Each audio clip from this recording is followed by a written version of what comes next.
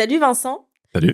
Je suis vraiment hyper contente de te recevoir. Donc après l'échange qu'on vient d'avoir avec Amaury, qui donc a accompagné ta société de pas à pas. Exactement. Je ne dis pas de bêtises. C'est ça, ouais. Dans son développement à travers la réponse aux appels d'offres. Donc il nous a donné des petites bribes un petit peu et j'étais hyper intéressée d'échanger avec toi. Donc vraiment merci d'être venu. Franchement, je trouve ça merci hyper pour chouette. L'invitation. Bah franchement avec vraiment grand plaisir. L'idée du podcast qu'on fait là, et de cet épisode en particulier, c'est de venir un peu désacraliser les idées reçues autour des appels d'offres, de montrer en quoi ça peut être des vrais leviers de développement pour des entreprises qui peut-être n'avaient même pas pensé ou imaginé quand elles se sont créées qu'elles pourraient se développer au national avec des appels d'offres. Je ne sais pas si c'est ton cas ou pas. Ça me parle beaucoup. Voilà. Et donc de dire, bah voilà, ça a été possible pour vous, ça peut être possible pour peut-être plein d'autres personnes qui nous écoutent. Et du coup, ce que je voulais un peu savoir avec toi et débriefer, bah peut-être... simplement nous expliquer d'où vous venez, d'où vous êtes partis, toi et ton associé, et un petit peu l'évolution, la réponse au premier appel, les enjeux. En fait, ce qui m'intéresse beaucoup, c'est aussi les enjeux que vous avez dû relever. Comment vous avez fait et aujourd'hui, où vous en êtes, et si c'est à refaire, est-ce que vous referiez la même chose ou pas? Voilà. À toi la parole, je te laisse nous raconter tout ça. J'ai hâte de t'entendre. Ok, bon, ça marche. Donc, nous, on a monté notre société en 2015. Donc, un associé rencontré sur les bancs de la fac. Suite à ça, en fait, on a fait des stages dans des maisons de retraite, donc ce qu'on appelle des EHPAD. Et en fait, on s'est rendu compte que ce qui pouvait nous faire un petit peu peur nous plaisait beaucoup en fait avec ce public-là. Et on a décidé de monter notre société avec ce public cible, donc seniors et personnes âgées. On a commencé à grossir petit à petit avec des heures de gré à gré, essentiellement sur le bassin grenoblois, département de l'Isère. Puis on remplit notre emploi du temps, on embauche un petit peu. Et un jour, justement, une collectivité qui, en fait, nous propose fortement, on va dire, de passer par une procédure d'appel d'offres.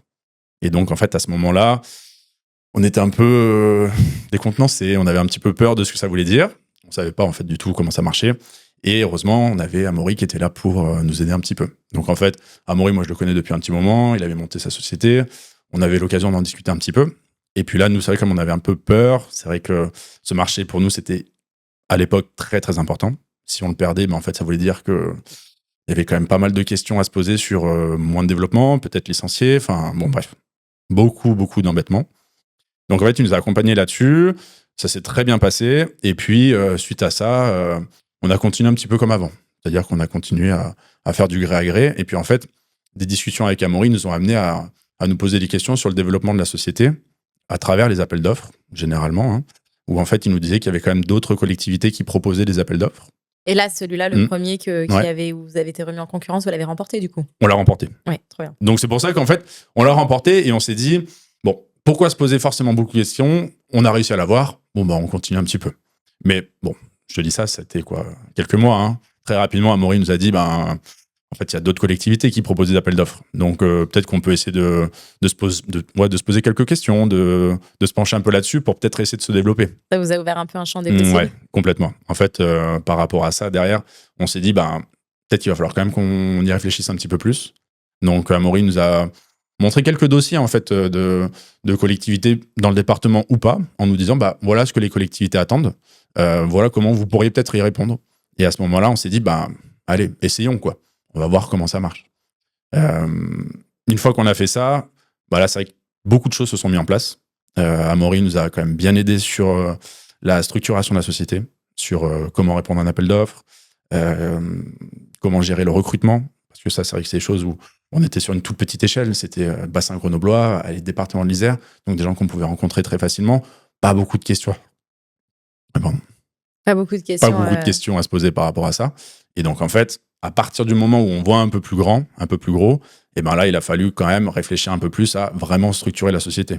Là, Amaury, pour le coup, nous a énormément apporté, parce que c'est vrai que nous, on se posait pas beaucoup de questions, et là, que ce soit le recrutement, que ce soit la trésorerie, que ce soit sur travailler avec des prestataires, il nous a énormément aidé.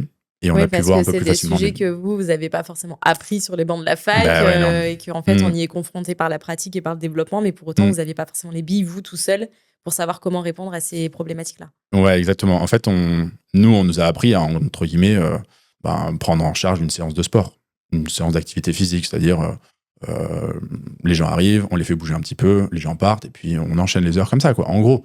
Et en fait, là, maintenant, on n'est plus vraiment là-dessus. C'est-à-dire qu'on est plutôt passé sur une optique de chef d'entreprise à essayer de devoir gérer et développer une entreprise dans notre domaine. Donc, heureusement, on sait de quoi on parle, mais avec quelques questions un petit peu différentes sur comment on voit les mois qui arrivent, comment on va essayer de développer la société, comment on va gérer les équipes, enfin, des choses comme ça, quoi. Donc, c'est très intéressant, mais au début, ça fait un peu peur. Donc, c'est vrai que... Et justement, par rapport à ça, donc là, c'est vraiment ces appels d'offres remportés qui vous ont mis face à ces nouvelles contraintes, enfin, nouveaux enjeux. Moi, j'appelle ça des enjeux, en fait, parce que c'est de la contrainte, oui et non. C'est-à-dire que c'est aussi ça qui va te permettre de pouvoir passer les étapes d'après. Okay. Où est-ce que vous avez... Donc, Amaury vous a apporté un petit peu de la ressource, des idées, mais vous vous êtes formé avec votre associé? Vous avez essayé de... Enfin, comment vous êtes monté en compétences? Est-ce que vous êtes autonome maintenant sur ces sujets-là? Alors, sur la plupart des sujets, on est autonome. On se fait quand même accompagner encore par Amaury. Sur de la détection d'appels d'offres, sur de la réponse à des dossiers qui pourraient être un peu plus techniques des fois, avec des attentes de certaines collectivités qui ont justement des points un peu plus précis auxquels on n'aurait pas forcément réfléchi. Nous, on s'est formé également, donc des formations à travers nos OPCO, des choses comme ça, où justement on essaie de voir un peu comment on peut nous monter en compétences sur de la gestion d'entreprise. Voilà, en gros, c'est ça. Ok, donc tout ce qui est RH, tu l'as dit, RH, trésorerie...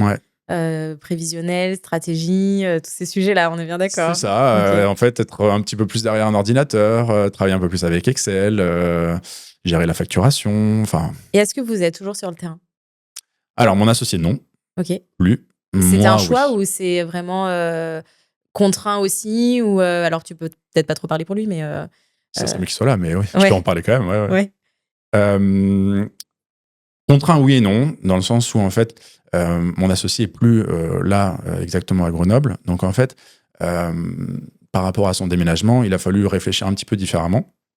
Donc, moi, étant sur Grenoble, forcément, c'est là où on a le plus d'heures. En fait, c'est plus simple que moi, j'en fasse encore un peu. Ok. Bon, ça tombe bien, j'aime bien le terrain. Donc, en fait, j'aime bien être en relation avec les personnes.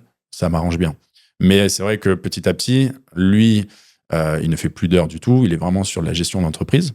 Et moi, je suis sur... le matin, je vais faire une journée un petit peu comme n'importe quel coach sportif. Et puis, un autre matin, je vais me réveiller et puis je vais faire une journée de chef d'entreprise avec des rendez-vous pro, un peu plus de gestion d'entreprise. Et tu as pu garder quand même un pied dedans, parce que nous, on voit souvent dans des chefs d'entreprise qui sont dans des petites structures, en fait, ils sont passionnés par leur cœur de métier. Et en fait, souvent, le développement, ça leur fait aussi un peu peur. Ils se disent, ouais, mais du coup, je ferai plus mon métier de base et j'aime mon métier de base. Et en fait, je suis aussi un peu comme ça. C'est que je veux garder un pied dans l'opérationnel parce que je suis passionnée par mon boulot et que du coup, j'ai envie de garder aussi un pied dans l'opérationnel. Et voilà, après, c'est aussi une question, à mon sens, c'est une question de choix et de comment on s'organise et comment on se structure pour pouvoir garder ce pied-là. C'est vrai qu'il y a beaucoup de chefs d'entreprise qui ont un peu peur aussi de se développer en disant, oui, mais j'ai pas envie d'avoir à gérer que des problèmes, quoi. Ouais. C'est un peu ça. Et c'est pour ça que je suis aussi content d'être là et de pouvoir être un peu sur le terrain. Là où c'est intéressant, c'est qu'en fait, moi, comme on grossit un petit peu, je peux aussi choisir les groupes que j'aime bien et continuer à travailler avec les groupes que j'aime bien. Donc ça, c'est le côté un peu agréable. Donc je suis sur le terrain avec les très bons côtés. Donc là, t'as que les bons du côté du terrain et effectivement des moins bons peut-être des fois sur la gestion, mais en même temps, tu montes en compétences. Ouais, mais ça reste quand même hyper intéressant dans le sens où en fait, on grossit, on se développe. On est bien accompagné par Amaury. Avec mon associé, ça se passe très bien. Donc, en fait, même ce côté-là de développement et de un peu plus travailler sur le côté chef d'entreprise, ça m'intéresse aussi beaucoup. Donc, en fait, là, pour l'instant, l'équilibre, il est vraiment top. Trop bien. Ouais. On va te souhaiter que ça dure, en tout cas. Carrément. Si c'était à refaire. À refaire, on aurait même commencé plus tôt. Ah, ouais, vraiment. Non, top. Trop bien. Écoute, franchement, j'espère que ton témoignage en inspirera d'autres. En tout cas, vraiment, merci pour ta visite et écoute, au plaisir de te recroiser prochainement. Merci pour ton invitation, c'était vraiment génial. À bientôt. Merci, à bientôt.